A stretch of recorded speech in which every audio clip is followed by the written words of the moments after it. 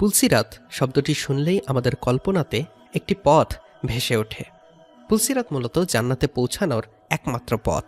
এটি ভিন্ন দুইটি ভাষার দুইটি শব্দ একসঙ্গে পরকালের একটি অবস্থার বর্ণনার মাধ্যমে স্বতন্ত্র বৈশিষ্ট্যপূর্ণ একটি শব্দে পরিণত হয়েছে।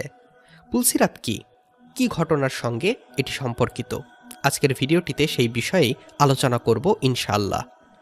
পুল শব্দটি ফার্সি, এর অর্থ সেতু। সিরাত আরবি শব্দ, এর অর্থ রাস্তা বা পথ। জাহান্নামের ওপর নির্মিত সেতুকে পুলসিরাত বোঝানো হয়েছে। হাশরের ময়দানে জান্নাত ও জাহান্নাম হাজির করা হবে। জাহান্নামের ওপর স্থাপন করা হবে পুলসিরাত। এর শেষ প্রান্তে থাকবে জান্নাত। এটি হাশরের ময়দান থেকে জান্নাত পর্যন্ত বিস্তৃত থাকবে। এই বিষয়ে হজরত আবু সাঈদ খুদরি রাদিয়াল্লাহু তাআলা আনহু বর্ণনা করেন, পুলসিরাত সম্পর্কে আল্লাহর দিদার ও সিরাতের বর্ণনায় এসেছে, অতঃপর পুলসিরাতকে এনে জাহান্নামের ওপর রাখা হবে। আমরা বললাম, হে আল্লাহর রাসূল, পুলসিরাত কি? তিনি বললেন, পুলসিরাত বড় পিচ্ছিল হবে, তার ওপর আকশি ও আকরা থাকবে। আরও থাকবে প্রশস্ত কাঁটালো, যার কাঁটাগুলো হবে বাঁকানো। এ ধরনের গাছ নাজদ এলাকায় হয়, যাকে সাদান তথা কাঁটাদার গাছ বলা হয়। মুমিন তার পুলসিরাতের ওপর দিয়ে চোখের পলকে বিদ্যুতের ন্যায় বাতাসের মতো ও উন্নত মানের দ্রুতগামী ঘোড়ার মতো দৌড়ে পার হয়ে যাবে। কিছু নিরাপদে নাজাতপ্রাপ্ত হবে, আবার কেউ আঁচড় খেয়ে নাজাত পাবে, আর কেউ খামচি খেয়ে জাহান্নামে পতিত হবে। বুখারী ও মুসলিম। তাছাড়া ইমাম গাজ্জালী রহমতুল্লাহি আলাইহি বলেছেন, পুলসিরাত হল জাহান্নামের ওপর প্রলম্বিত সেতু, যা তলোয়ারের চেয়েও ধারালো হবে এবং চুলের চেয়েও সূক্ষ্ম হবে। কাফির ও পাপাচারীরা সেখানে পদস্থলিত হয়ে নিচে পতিত হবে। সেখানে জাহান্নাম অবস্থিত থাকবে, আর মহান আল্লাহ ইমানদারদের পা সুদৃঢ় রাখবেন, ফলে তারা চিরস্থায়ী নিবাসে পৌঁছে যাবে। আরেক ইমাম আশআরী রহমতুল্লাহি আলাইহি বলেন, পুলসিরাত হল জাহান্নামের ওপর স্থাপন করা দীর্ঘ সেতু। মানুষ তার আমল অনুযায়ী তা পার হবে। মানুষের আমল ভেদে পুলসিরাত পার হওয়ার সময় চলার গতির ক্ষেত্রেও তারতম্য হবে। রিসালাতুন ইলা আহলিস সাগার। কারা পুলসিরাত পার হতে পারবে? শুধু মুমিনগণই একমাত্র পুলসিরাত পার হতে পারবেন।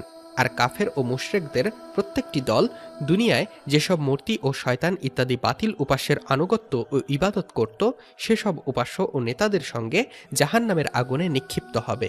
এ সম্পর্কে কুরআনুল কারিমে আল্লাহ তাআলা ঘোষণা করেন, তোমাদের মধ্যে এমন কেউ নেই যে তথায় পৌঁছবে না। এটা আপনার রবের সুনিশ্চিত সিদ্ধান্ত। অতঃপর আমি পরহেজগারদের মুক্তি দেব, আর জালেমদেরকে সেখানে নতজানু অবস্থায় ছেড়ে দেব। সূরা মারিয়াম আয়াত ৭১-৭২। আয়াতের আলোকে এ কথা সুস্পষ্ট যে প্রত্যেক মানুষকেই জান্নাতে যাওয়ার জন্য এই অন্ধকারাচ্ছন্ন ভয়াবহ পথ অর্থাৎ পুলসিরাত অতিক্রম করতে হবে, কারণ সেটাই হবে জান্নাতে পৌঁছানোর একমাত্র পথ। প্রত্যেক মানুষই এ পুল অতিক্রম করার পরীক্ষার সম্মুখীন হবেন। যারা বিনা বাধায় তা অতিক্রম করতে পারবে তারাই সফল, কেননা পুলসিরাতের পরেই জান্নাতের অবস্থান। আল্লাহ তাআলা পুলসিরাত অতিক্রমে মুত্তাকিদের মুক্তি দেবেন, আর যারা সীমা লঙ্ঘনকারী, অত্যাচারী, তাদের অসহায় অবস্থায় ছেড়ে দেবেন। অতঃপর বাকি থাকবে যারা প্রকাশ্যভাবে আল্লাহর ইবাদত করত, চাই তাতে তারা সত্য হোক বা মুনাফেক হোক। এদের জন্য জাহান্নামের ওপর পুলসিরাত রাখা হবে। আর মুনাফেকদের সেজদা করা ও মুমিনের নূর থেকে বঞ্চিত করে মুমিনগণ থেকে আলাদা করা হবে। ভুলে গেলে চলবে না, সব মানুষকেই পুলসিরাতের সম্মুখীন হতে হবে। মুমিনরাই সম্মানের সঙ্গে দ্রুত গতিতে তা পার হতে পারবে। তারপর পর্যায়ক্রমে কর্ম অনুযায়ী পুলসিরাত পার হবে। আর যারা অবাধ্য, অবিশ্বাসী, তারা পুলসিরাত পার হতে পারবে না। তারাই হবে জান্নাত থেকে বঞ্চিত। আল্লাহ তাআলা মুসলিম উম্মাহকে কঠিন সেই পথ পুলসিরাত পার হওয়ার তৌফিক দান করুন, সেই সাথে মুত্তাকি বান্দা হিসেবে নিজেদের গড়ে তোলার তৌফিক দান করুন। আমিন।